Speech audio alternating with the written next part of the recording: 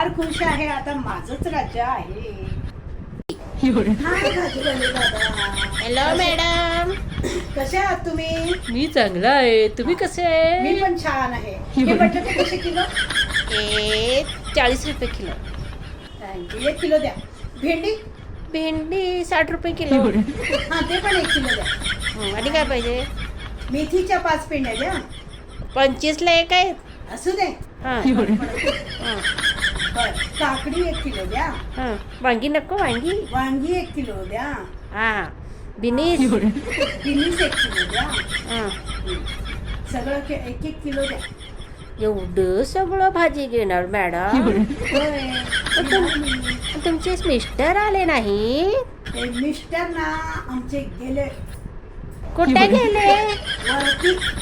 म्हणजे मरून गेले? मेले. हा हा. त्यांनी मरून 4 वर्ष झाली. आता त्यांनी गेले. तुम्ही भाजी द्या.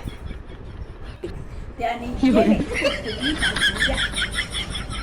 अरे रे रे रे, पण मॅडम त्यांनी वर गेले आणि एवढी भाजी कुठली घ्यायला? मी सगळ्या गावाला जेवण घालणार आहे. कशाला जेवण खाणार गावाला? गावाचे मी मुक्त झाले. कसले मुक्त झाले? नवरा गेला. नवरा गेला म्हणून. किटकिट गेली. हा. म्हणून मी मुक्त झाले. म्हणून आम्ही सगळ्या गावाला जेवण करणार आहे. तुम्ही पण यायचं बरं का? ओके. आणि आता तुम्ही कसं आहे ना पती गेल्यानंतर? आता पती गेल्यानंतर तुमचे हाल काय आहेत? माझे हाल फार छान आहे. रोज दिवाळी करते मी. रोज आनंदात राहते. रोज नवीन कपडे घालते. मजा मजा करते. अशी आहे माझी परिस्थिती.